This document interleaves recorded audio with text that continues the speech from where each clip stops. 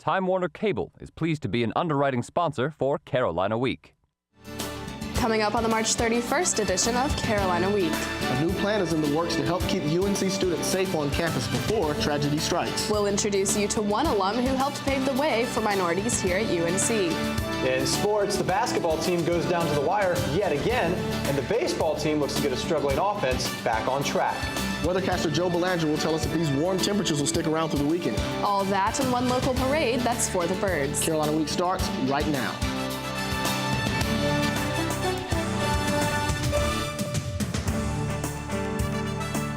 From the James F. Goodman Studio in the School of Journalism and Mass Communication at the University of North Carolina at Chapel Hill, connecting campus and community, this is Carolina Week.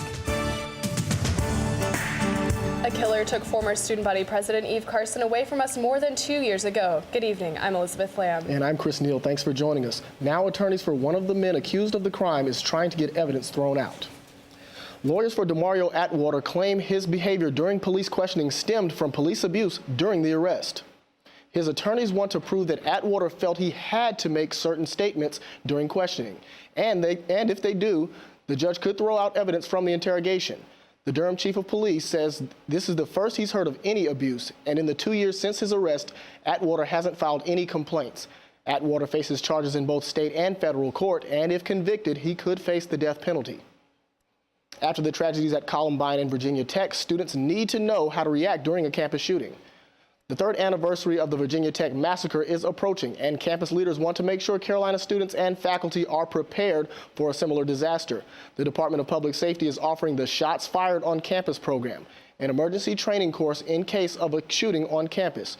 UNC already has precautionary systems in place with the emergency sirens and the Alert Carolina notifications, but the Shots Fired program teaches students how to react in active shooter situations. Students are still buzzing about the new, stricter Dean's List GPA requirement. Before, students taking 15 credit hours needed just a 3.2, but now they have to have a 3.5 to make the list, no matter how many credit hours they're taking. There are mixed opinions among students about the new requirement. I mean, we're not here so you can get on the Dean's List just for kicks and giggles. I mean, you have to work for the Dean's List, so hit the books and bring your GPA up. I'm a little more intimidated now, but I think it's doable. It wouldn't be until my junior year, definitely, that I'd be able to get on there. It looks like students are going to have to study a little bit more and do fewer fun things like hunting for eggs this weekend to meet this new requirement. North Carolina Hillel is celebrating Passover a little bit differently this year. Carolina Week reporter Emily Bean takes a look at local celebrations related to this most holy of Jewish holidays. Passover began Monday at sundown, and UNC students are celebrating the traditional holiday at the Hillel on campus. In past years, they have held a large ceremony with almost 250 attendees, but this year they're doing smaller seders within homes and apartments. Hillel member Jesse Stellini explained the significance behind the traditional feast. All of the foods that we eat have special meanings, and all of the different parts of the Seder. Seder literally means order, so there's a specific order in which things are done during the meal. While many celebrated with a traditional Seder Monday evening, the Hillel hosted a more relaxed gathering Tuesday night. They prepared traditional dishes to observe the holiday and watched Prince of Egypt to retell the story of the Jews' journey out of slavery. Hillel member Scott Neidich celebrated Passover with other students Tuesday night. My favorite part about Passover is definitely the fellowship. In past years, pretty much every meal of the day there was somewhere to go to enjoy something, and the best part was always the people that were there. It's that sense of community that makes Passover so special for Jews around the world. In Chapel Hill, I'm Emily Bean, Carolina Week. This is also a special time for Christians who will be observing the Easter holiday this weekend in celebration of the crucifixion and resurrection of Jesus. Easter weekend means that Triangle Transit and trash collection in Chapel Hill and Carrboro will be on a different schedule. On Friday, Triangle Transit will be operating on a Saturday service schedule. In Chapel Hill, there will be no trash pickup on Friday, and the Orange County landfill will be closed. In Carrboro, workers will pick up Friday's trash during Thursday's collection. Curbside recycling will be on a normal schedule. We now know what sparked that fire that destroyed the Chatham County Courthouse in Pittsboro last Thursday. The Chatham County Courthouse fire marshal announced yesterday that a construction worker accidentally caused the initial spark with a soldering iron. The windy conditions and the building's highly flammable pine timbers are the reason the fire spread so quickly. The courthouse was undergoing renovations before the fire broke out. Right now, it's unclear which parts of the building will be salvageable. The SBI will release an official report within the next few weeks. New details have emerged in the death of UNC junior Cortland Smith. There are conflicting stories about whether Cortland spoke with the assistant dean of students for fraternity and sorority life a few hours before his death. Assistant Dean Jenny Levering originally wrote documents saying that she spoke with Smith by phone.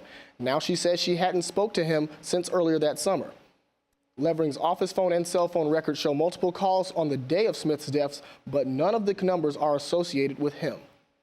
In the near future, you can expect to see some big changes on Franklin Street. University Square on West Franklin will soon be a thing of the past. The developer plans to begin tearing down and rebuilding the office and commercial space beginning in 2012. The plan is to do the construction in phases so that existing businesses are able to stay open. They hope to finish the construction on those phases by 2014. The developers say the nearby Granville Towers will be on the slate for redevelopment, but that isn't likely to occur for at least another 10 years. The UNC chapter of the NAACP will hold a scholarship contest for minority high school students tonight. It will be at 7 p.m. at Hitchcock Multipurpose Room of the Sonia Haynes Stone Center. The contest will be based on public speaking skills. UNC students are invited to attend and encouraged to bring a $3 donation to support higher education for minority students. Minorities have played an important role at Carolina dating back to the beginning of the university. Perrine DeShield is live in our satellite studio with a profile of one of our very first minority graduates. Perrine? Elizabeth Karen Parker graduated with a degree in journalism in 1965. Her memories of her time here can inform and enrich us all. Karen Parker never did blend in. When I came here, my mother told me I needed to behave for the black students who would come after me. As the first black female to graduate from UNC, Parker experienced a fair share of racism and discrimination. Parker transferred from UNC Greensboro in 1963 to UNC Chapel Hill, a place where she became a double minority. They started yelling at me. What they were saying was racial, and what they were saying was sexual. CABJ President Ayanna Allen said it was essential to have Parker speak on issues still relevant to students today. And I hope they gained a history lesson of where we came from. And that's not just the black community, that's just the campus community, that's, you know, the world globally. Parker found refuge in the place where she laid her head every night. Karen Parker made long-lasting friendships while she stayed here in Cobb Residence Hall and also used it as a safe haven and place to collect her thoughts. A friend encouraged Parker to write a journal during her time at UNC. She donated the journal to Wilson Library in 2001, and page after page reads of monumental events. I went to jail again December 19th and spent the night. I was released the next day in time to go home for Christmas. Christmas vacation wasn't too good because of this. But a sweet surprise came out of Parker's Carolina experience. She still reunites with old hallmates from Cobb to this day, writes for the Winston-Salem Journal, and remains an advocate for activism and professionalism. According to Karen Parker, UNC continues to make the right steps in the direction of diversity. Perrine, why did Parker transfer from UNC Greensboro back in 1963? Well, Elizabeth, at the time, UNCG was an all-female university, and women had to wait 2 years before entering a larger co-ed university. Sounds like the times have definitely changed. That's Perrine DeShield live in our satellite studio. Thanks, Perrine. If you love fresh fruit and vegetables, we have some good news. Coming up, there's a convenient way to pay for food at the local farmers market.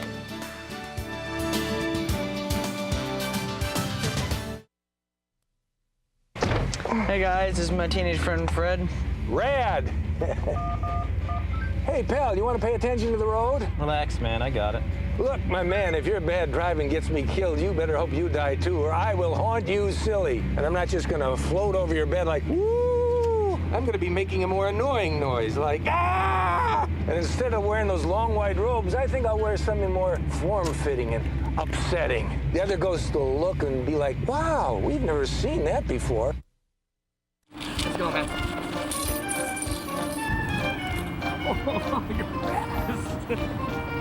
Hello, ladies. Can you imagine your life without animals? Here at the Durham Animal Shelter, we can't. So come see us. Your new best friend is already expecting you. Let's give it a shot. You can do it this time. I gotta get a real dog. So, April. Yeah? You know your charger's still using energy when it's plugged into the wall, right? Yeah, but that's not my charger. I don't even have a cell phone.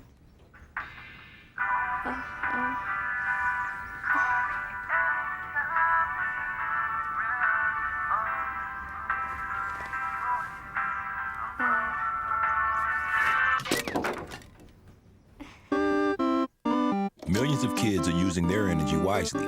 What's your excuse?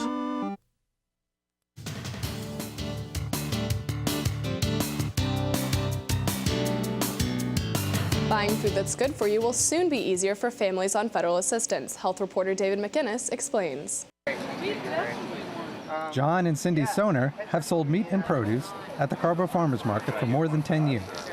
In the past, they've taken only cash, but later this spring, they'll take plastic as well. It'll just make it more fun. Financially, I don't know, I'm not worried about it. I think the more people get the opportunity to shop here, the better. Since 1999, recipients of federal food aid have used electronic cards like this debit card instead of food stamps. Vendors here at the Carrboro Farmers Market can't accept them. As a result, recipients of this aid can't buy the local, healthy, and organic food available. But all of this will soon change. $4. The market now takes cash, but soon, vendors will scan food stamp debit cards, known as EBTs. UNC nutrition professor Alice Ammerman leads the effort to bring local food to people with low incomes.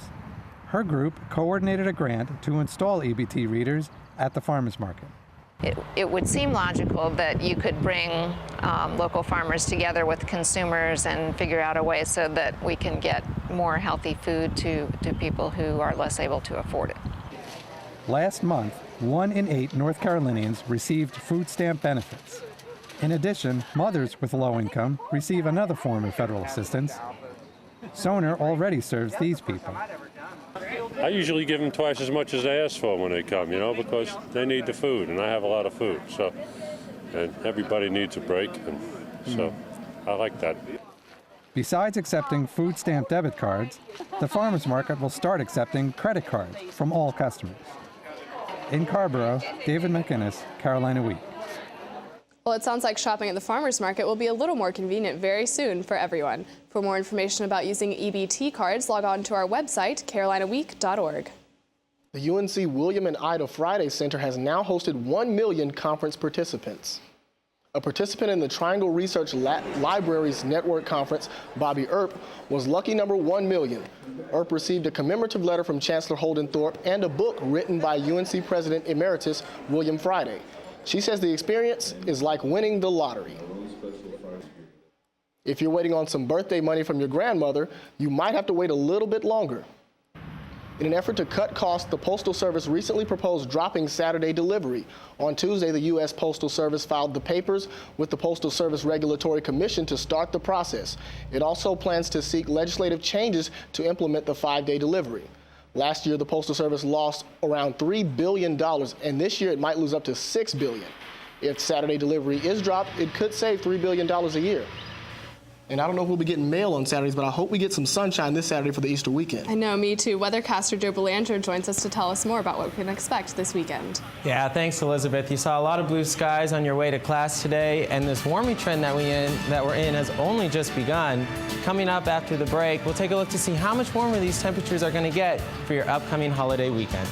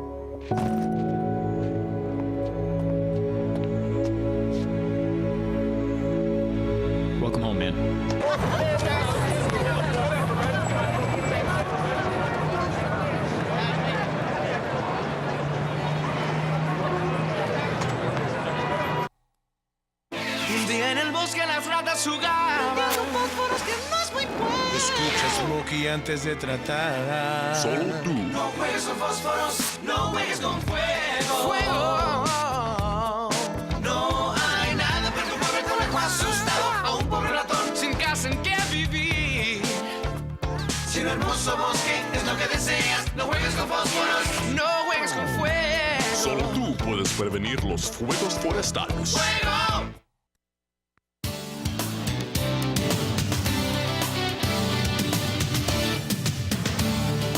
Hey, welcome back to Carolina Week. I'm weather forecaster Joe Belanger, here to take a look at the rest of your week ahead. We got to enjoy a lot of sunshine out there today. Very warm temperatures as well. Our high got up to 77 degrees, which is about 10 degrees warmer than our average for this time of year. Tomorrow is the start of April Fool's, and it's going to be the beginning of a very warm summer-like trend, and that is no joke. In fact, to take a little sneak peek at tomorrow's high, we're expecting it to come in at about 84 degrees. To put things into perspective, the last time we saw an 80-degree day was way back on that mild Halloween we had last fall when we did hit the 80-degree mark. It's been about 5 months since we've experienced temperatures like that. With the increasing temperatures on their way, so does that pollen count from the trees. Today was fairly moderate. However, tomorrow and Friday do look to increase some. So if you suffer from those allergy symptoms, you're going to want to take note of that. Looking at the current U.S. satellite picture, not a lot going on in the southeastern part of the United States right now. Any weather that we had earlier in the week has moved its way northward, as you see those clouds getting their way out of our region. Coming up from behind it is this high-pressure system down here in the Gulf Coast region, circulating in a lot of warm and moist air from that Gulf Coast.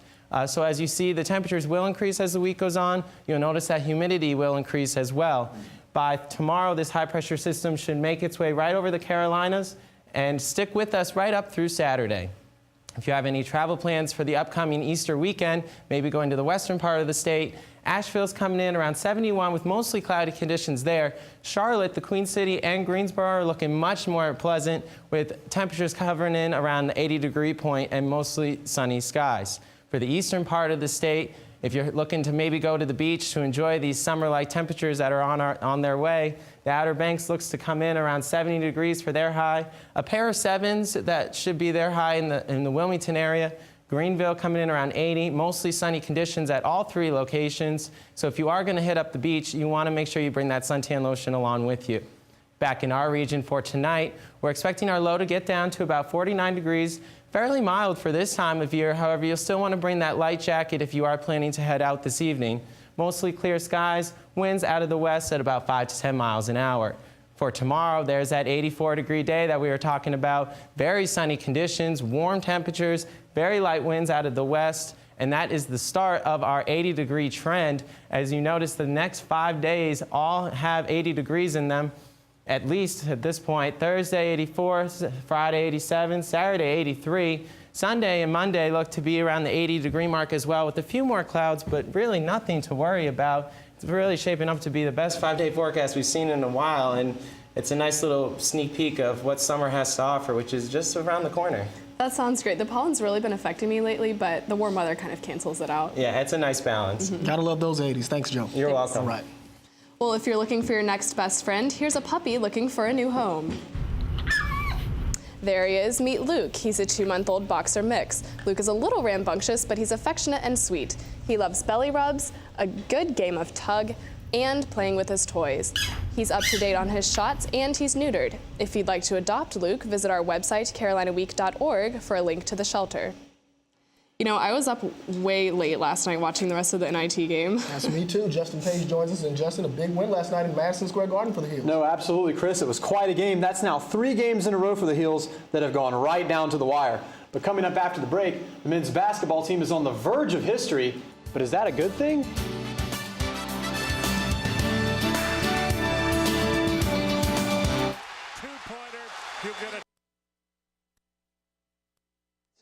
Oh, do you have any specials? We have a steak special today. Oh, how's that cooked? That's pan-seared and then... Does it come with a side dish? Is it grilled? Can I have it steamed? So what do you recommend? What kind of pie do you have? You're an actor. Aren't you from Ohio? Any questions?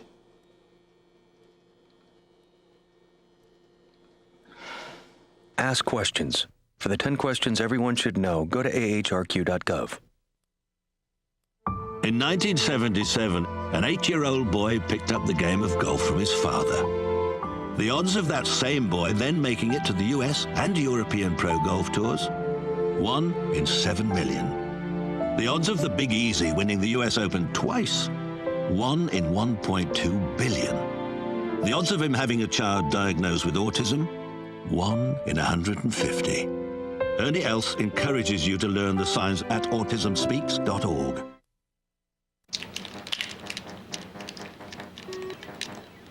Ever think about buying a bigger place?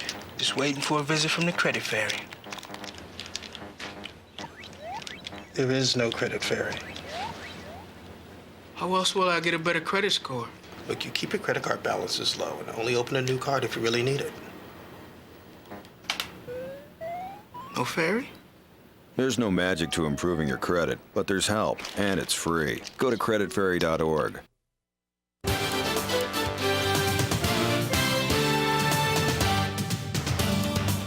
Welcome to sports. I'm Justin Page. The NIT isn't what the men's basketball team set its sights on at the beginning of the year. But because the Heels are in it, they might as well try to win it. Tuesday night against Rhode Island at Madison Square Garden, it wasn't the prettiest of games as both teams shot less than 40% from the floor. But when the teams did score, they made a statement. First, Will Graves with the slam, and then John Henson. Watch the tip slam. Boom! Elevator music for both. And people have been hard on Larry Drew, but he made some nice passes and scored the game-tying layup right there to send it into overtime. That's ice water in the veins. And in overtime, more Drew, this time to Tyler Zeller. Look at that, great success for the big fella. Now, UNC up 1 with time winding down. Drew misses the fadeaway jumper, and Rhode Island gets the rebound, and watch URI guard Lamont Omer fall to the floor. No foul call on Will Graves, and that'll do it. The Tar Heels win, and it's championship time. And if the Heels are able to pull out the win against Dayton Thursday night, they'll be the first team ever to win the NCAA title and then the NIT title the following year. Spring practice is underway, and one unit in particular is trying to improve on this season's performance. In 2009, UNC's defense ranked 6th in the nation. The offense, a less than impressive 108th. But only 2 weeks into spring practice, Coach Butch Davis believes the unit can bounce back.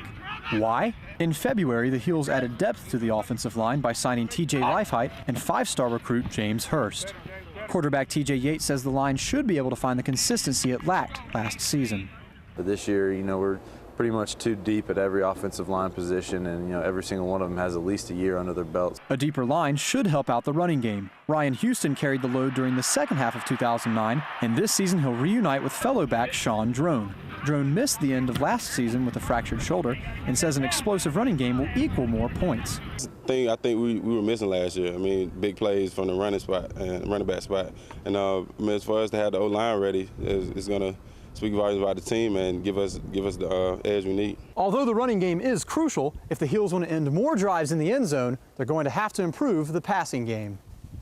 Last year's leading receiver Greg Little returns for his senior season, while Eric Highsmith, Dwight Jones, and Josh Adams compete for the second spot. Offensive coordinator John Shoup says he likes the competition. Those guys are really pushing one another, and it's going to serve us well here as we go. And although the defense gets the praise, Shoup says fans shouldn't sleep on the offense. We certainly recognize how talented we are on defense, but there's an awful lot of talent on offense too, and I think it's going to shine this fall. The offense will have its first chance to shine at the spring game on April 10th. Now, if you can't make it out to Kenan, ESPN is televising the game live. It starts at 3 p.m. The Diamond Heels welcomed the Winthrop Eagles to the Bosch Tuesday after dropping 3 straight games to Georgia Tech this past weekend. We take you to the second inning. The Tar Heels are trailing 2-0, but this RBI double by Ryan Grapel cuts the lead to 1. Tommy Coyle follows him with an RBI of his own, scoring Grapel to tie the game 2-2. Now the Tar Heels would fall behind again until a rally in the 5th. Ben Bunning ties the game at 4 with this jack, and Levi Michael puts UNC ahead 5-4 with a deep triple into right field. Look at it go. That's a nice hit. Yeah, there you go. A tip of the hat to you, sir. Jesse Weirs-Bickey adds this home run for good measure as the Tar Heels poured it on at the plate and won the game 14-5. The Tar Heels are doing pretty well outside of the conference, but in the ACC, they're in the basement with a 2-7 conference record. It's been an up and down season for the softball team so far, but Tuesday against South Carolina was definitely an up. Pitcher Amber Johnson struggled early on, giving up 2 home runs in the first. but the Gamecocks lead, it wouldn't last long. Grand slam right here coming up. Kelly Wheeler puts the Hills on top. Look at it go. And how about Haley Dickey? The first year tied her own single game record with 3 home runs on the day. That's right, 3. The Hills belted a single game record, 6 homers altogether, and earned a solid victory, 17-7.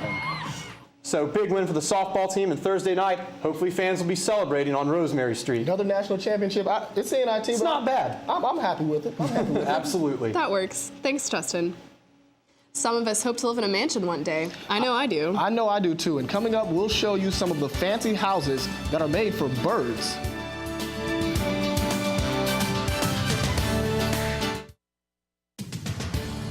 If you have a story idea, call Carolina Week at 919-843-8292 or email us at carolinaweek@unc.edu. If you have questions about this program, write Carolina Week at Campus Box 3365, UNC-CH, Chapel Hill, North Carolina 27599. Be sure to check out Carolina Week and Carolina Connection online at carolinaweek.org.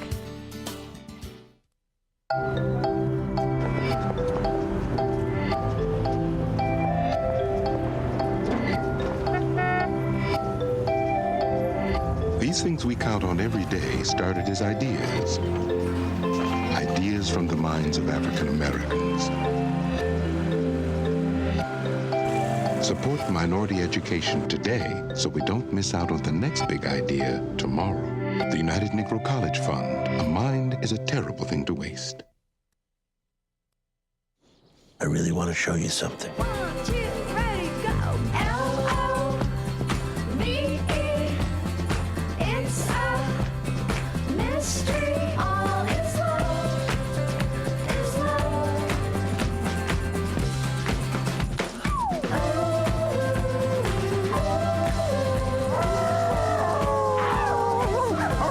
Did you play today? For great play ideas, visit www.smallstep.gov. Spring is such a special time here at Carolina with blooming flowers and Frisbee on the quad. And the yearly installment of Birdhouse is on parade at the Carolina Inn. Here's Carolina Week reporter Aaron Fiedler. Big and small, indoor and outdoor. The birdhouses that are part of the Carolina Inn's annual Spring Showcase bring together a diverse group of local artists for the enjoyment of Inn guests. The Carolina Inn's Director of Sales and Marketing, Mark Nelson, says the annual Birdhouses on Parade has become a tradition. This is our 9th year. It was started by my predecessor, Margaret Skinner. And the concept behind it was really kind of a spring-themed event. And it was incorporating, we've always, really since the hotel's opened in 1924, has been so connected to the community, trying to incorporate local artisans. One of those artists is Leonard Greco. I retired 3 years ago. I was president and CEO of a German specialty steel company. And the first year you're in retirement, you're getting acclimated to your new home and new environment, and boredom starts to set in. Out of that boredom, Greco found his rather unique hobby. One of my neighbors asked me to put a birdhouse up for him, so we were putting it up on a nice cedar post, and the birdhouse that he had purchased really didn't do the post much justice, so I came home and built him one.